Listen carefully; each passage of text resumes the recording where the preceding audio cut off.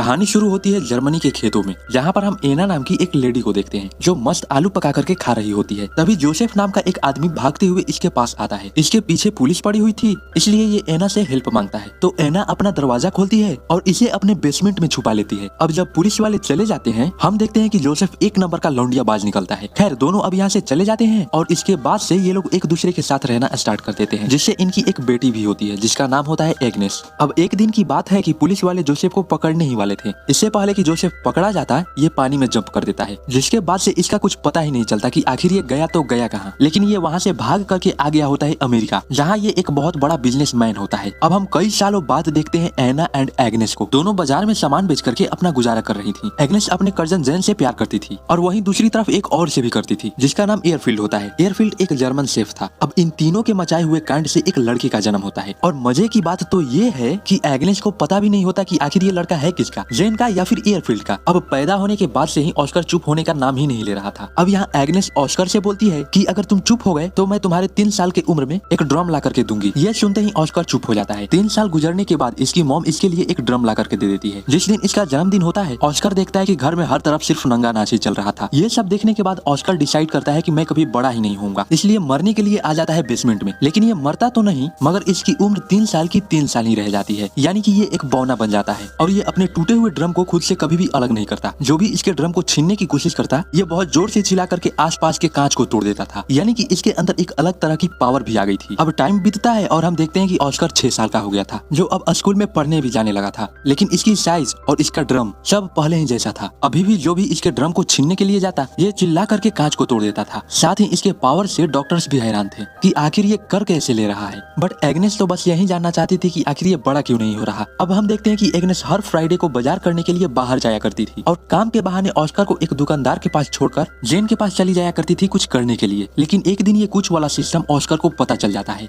खैर अब यहाँ से सीन शिफ्ट होता है कई सालों बाद, जहाँ ऑस्कर अब 12 साल का हो चुका था और अभी ये एक सर्कस में आया हुआ है, जहाँ बौने लोगों को परफॉर्म करता देख एग्नेस को लगता है कि इसका बेटा भी बौना ही है। सर्कस खत्म होने के बाद ऑस्कर एक बेकरा नाम के एक बौने से मिलता है, जो ऑस्कर के इस टैलेंट को देख करके काफी इम्प्रेस होता है और इसे अपने साथ काम करने के लिए इन्वाइट करता है। तभी यहाँ इसकी मॉम आ जाती है और इसे यहाँ से लेकर के जाती है। अब कुछ दिनों बाद हम देखते हैं कि जिस दुकान पर एग्नेस ऑस्कर को छोड़कर जाया करती थी, उस दुकान का आदमी एग्नेस से लव करने लगा था। बट एग्नेस बोलती है कि चल बे चल हट, और ये बोल करके यहाँ से निकल जाती है। अब कुछ दिनों बाद एग्नेस को पता चलता है कि ये प्रेग्नेंट है, जो जेन का बच्चा होता है। इसलिए एग्नेस इस बात को लेकर के हमेशा परेशान रहने लगी थी और इसी टेंशन में ये कच्ची मछलियां भी खाने लगी थी। वहीं इसके हस्बैंड एयरफील्ड को इस बात से जरा सा भी मतलब नहीं था कि एग्नेस के पेट में किसका बच्चा है। एयरफील्ड तो बस यही चाहता था कि एग्नेस बस खुश रहे। बट एग्नेस ने ऑस्कर को जब से जन्म दिया था, तब से इसको जरा सा भी खुशी नसीब नहीं हुई थी, इसलिए एग्नेस इस बच्चे को जन्म नहीं देना चाहती थी और फूड पॉइजनिंग की वजह से एग्नेस की मौत हो जाती है। अब इसके कुछ सालों बाद हम ऑस्कर को देखते हैं, जो अपना ड्रम ठीक करवाने के लिए जेन के साथ एक दुकान पर आता है। साथ ही ये वो दौर चल रहा था जब जर्मनी पोलैंड पर हमला कर उसे अपने कब्जे में लेना चाहता था। तभी पोलैंडी जर्मन्स पर हमला कर देती है और इस हमले में जेन मारा जाता है। बट ऑस्कर यहाँ से बच करके निकल जाता है। अब यहाँ से सीन शिफ्ट होता है कुछ दिनों बाद, जहाँ एयरफील्ड एक लड़की को अपने घर के काम के लिए हायर करता है, जो घर के काम को करने के साथ साथ ऑस्कर का भी ख्याल रखती थी। अब कुछ दिन गुजरने के बाद ऑस्कर को मारिया से प्यार होने लगा था, इसलिए जब भी एयरफील्ड अपने काम पर चला जाया करता था, रात को दोनों मिल करके बेड पर कुछ किया करते थे। मारिया भी इस कुछ चीज को लेकर के बड़े मजे ले रही थी, इसलिए ये ऑस्कर को कुछ नहीं बोलती। अब एक दिन ऑस्कर को पता चलता है कि एयरफील्ड का यानी इसके बाप का मारिया से चक्कर चल रहा था। मारिया एयरफील्ड से बहुत प्यार करती थी, बट एयरफील्ड मारिया का बस इस्तेमाल कर रहा था, इसलिए मारिया रोने लगती है। ये सब देखने के बाद ऑस्कर मारिया को संभालने के लिए इसके पास आता है, बट मारिया ऑस्कर को बौना बोल इसे लात मार देती है। अब इसके कुछ दिनों बाद हम देखते हैं कि मारिया प्रेग्नेंट होती है, बट ऑस्कर को ये पसंद नहीं आता, इसलिए ऑस्कर इस बच्चे को मारने की कोशिश करता है, बट मारिया ऐसा होने नहीं देती। अब कुछ दिनों बाद मारिया को एक लड़का होता है, जिसे पाकर के सारे लोग काफी खुश थे, लेकिन ऑस्कर इस बात से जरा सा भी खुश नहीं था, क्योंकि इसे ऐसा लगता था कि ये बच्चा इसका है। अब अगले दिन हम उसी बौने को देखते हैं, जो उस सर्कस में काम किया करता था, जो फिलहाल वर्ल्ड वार 2 के दौरान एक बहुत ही ऊंचे ओहदे पर काम कर रहा है। यहाँ ये बौना ऑस्कर से मिलता है और इसे अपने टीम में आने के लिए इनवाइट करता है, क्योंकि ये पेरिस में अपने टीम के साथ परफॉर्म करने वाला था। तो ऑस्कर इनके टीम को ज्वाइन कर लेता है और अपने टैलेंट की मदद से पेरिस में लोगों को इंटरटेन करने लगता है। इसी बीच ऑस्कर को अपने ही टीम की एक लड़की रोजमिता से प्यार हो जाता है। इसके बाद से हम देखते हैं कि ऑस्कर अपने बौने दोस्तों के साथ अपनी जिंदगी बड़ी ही मजे से काट रहा था। लेकिन एक दिन इन पर अमेरिकन सेना का हमला हो जाता है और इस हमले में रोजमिता मारी जाती है। ये देख करके ऑस्कर काफी ज्यादा सैड हो जाता है, जिसके बाद ये वापस अपने घर को आ जाता है। घर आने पर ऑस्कर मारिया के बेटे को एक वैसा ही ड्रम गिफ्ट करता है जैसा इसको इसके मॉम ने इसके 3 साल की उम्र में दिया था। ऑस्कर के आने से मारिया जरा सा भी खुश नहीं थी, बट एयरफील्ड बहुत ज्यादा खुश था और एयरफील्ड ऑस्कर से उन लोगों से भी छुपा करके रखा जो ऑस्कर का इलाज करने के लिए ऑस्कर को हॉस्पिटल लेकर के जाना चाहते थे, क्योंकि एयरफील्ड को लगता था कि ऑस्कर एबनॉर्मल नहीं है। अब शहर में तनाव का माहौल होने लगा था, यानी कि युद्ध का माहौल। इसलिए रेडफील्ड अपने परिवार को बेसमेंट में छुपा करके रखता था। लेकिन एक दिन रूसियन सिपाही इन पर हमला कर देते हैं, जो अंदर आकर के इनको काफी ज्यादा तंग करने के बाद एयरफील्ड को मार देते हैं। ये देख करके ये दोनों बहुत ज्यादा रोते हैं। अब अगले सुबह एयरफील्ड के दुकान पर एक आदमी आता है और ये इस दुकान का नया मालिक था। ये आदमी इस दुकान को कब्जे में करने के बाद ये आदमी एयरफील्ड का फ्यूनरल कर देता है, क्योंकि इसने भी हाल में ही अपने परिवार को खोया था। इसलिए परिवार के खोने का गम ये अच्छी तरह से जानता था। दैट्स व्हाई ये इनकी हेल्प करता है। अब ऑस्कर को भी समझ में आ जाता है कि एयरफील्ड के सिवा इस दुनिया में इसका कोई भी नहीं था। इसलिए ऑस्कर डिसाइड करता है कि ये फिर से बड़ा होगा, जिसके बाद ऑस्कर रेडफील्ड के साथ साथ ये अपने ड्रम को भी दफना देता है। तभी अचानक से इसे कहीं से पत्थर आकर के लगता है और ये यहीं पर बेहोश हो जाता है। अब यहाँ पर एक आदमी बताता है कि ऑस्कर अब बड़ा होने लगा है। अब लास्ट सीन में हम देखते हैं कि एना को छोड़कर शहर के सारे लोग इस शहर को छोड़ करके किसी दूसरे शहर में जाने लगते हैं और इसी के साथ ऑस्कर को पता चलता है कि इसके चिल्लाने की शक्ति भी चली गई है। और लास्ट में उसी खेत के साथ एना को दिखाते हुए मूवी यहीं पर एंड हो जाती है।